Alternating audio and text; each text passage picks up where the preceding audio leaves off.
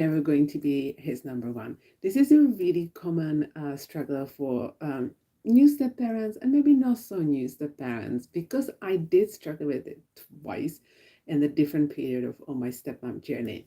So here's the thing about I'm not going to be the number one. The common triggers for it is when your partner is doing last minute changes, when he received a call from the ex, hey, can you have a like extra day? And he said, oh yeah, definitely. And suddenly you have the kid, the kids for an extra day, which you were not thinking about before. And it can be a little bit annoying and it can feel a little bit disrespectful, but I will come back to it later. Because you know what, at the beginning of being stepmom, I did struggle with it so much. It was always, he's gonna choose his daughter over me every single time. If you're gonna, if I make an ultimatum, which I now obviously I wouldn't do it, but at the beginning it's like he will always choose her over me. And I hear this all the time from my clients or from like friends just talking. And by the way, it's not just for step parents to do that. It's even when you feel like your partner is choosing his friends or his family or his work over you, bit more than you would like. But here is the thing: if you ever get strugglers, like you see them cuddling up on the sofa at the weekend, and you're like, it should be me on that sofa with him, not the kids. Even though it sounds really kind of like, what is wrong with you, lady? Uh, Stepmoms will understand. A lot of stepmoms will understand how of this feeling. So if you're feeling this way, like it should be me on the sofa with him, not the kids. He's having the kids again. He choose the kids extra weekend or extra day over the time spending with me. He picks up the phone from ex, or call every single time, no matter what. It does upset you because he doesn't do it to you. Like he doesn't pick up all the time.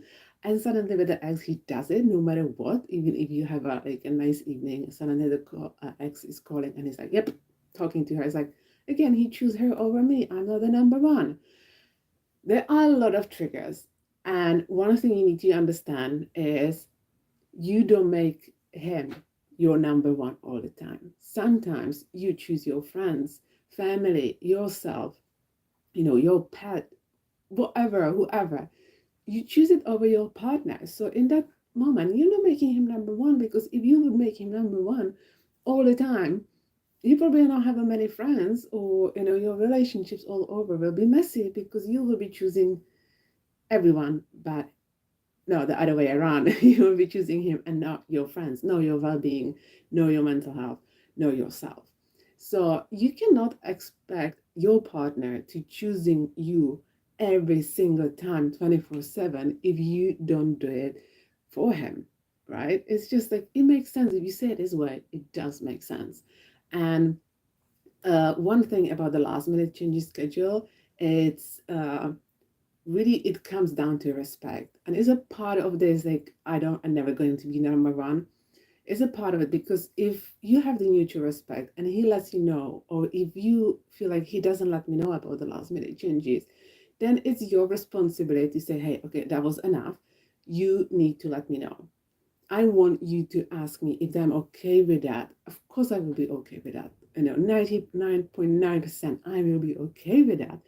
I just want to know because it's my time as well. It's our weekend and or our days. So I need to be involved in that. I am in this game with you. We are blending families or we are having blended family. I am in that with you. So I want to be involved as like kind of like a parent, kind of figure thing, or just it's respectful, right?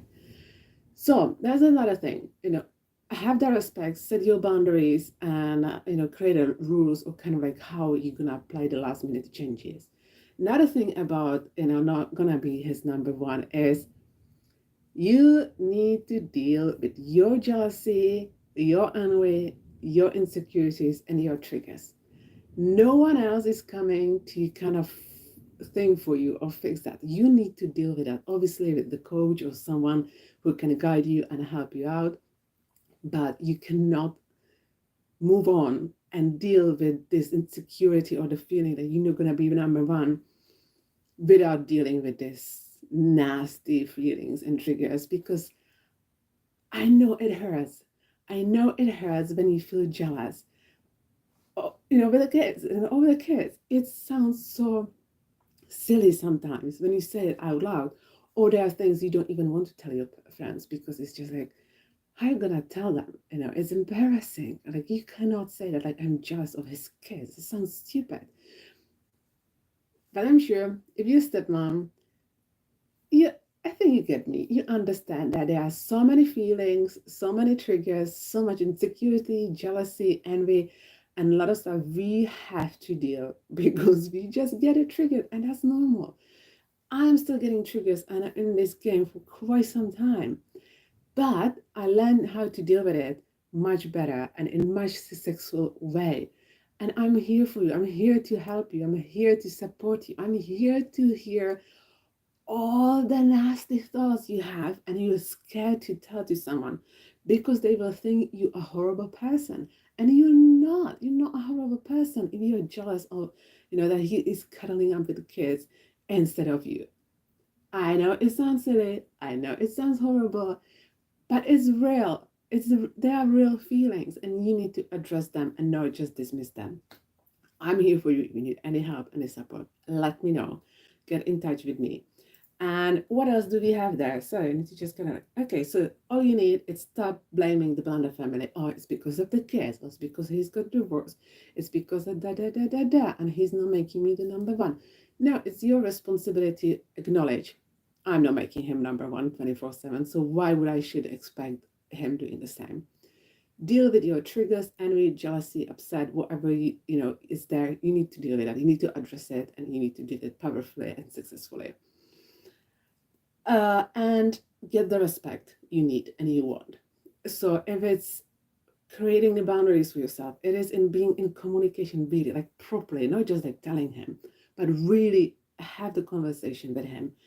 Create some kind of rules or whatever that works for you, that even if there are last minute changes in a schedule, you still feel respected in that relationship. And like you just feel seen, heard, and understood, but you are being heard, seen, and understood in your relationship. Because uh, if you just feel, like, yeah, I feel supported. I feel by my husband is supporting. Is your feeling, and it's always like, yeah, I feel supported. And there's a question mark. It's like, do I really? Or it could be better. But you say, no, I am being respected in my relationship. You're being respected and you see your relationship differently. And so that's pretty much for me. You're never gonna be his number one 24/7. And that's the reality. That's the truth. So I hope this helped you. Please get in touch if you need anything. If you feel like you've been struggling and you don't know how to get rid of these thoughts and feelings, stay in touch. And thank you very much for watching. And I don't know how to. Yep.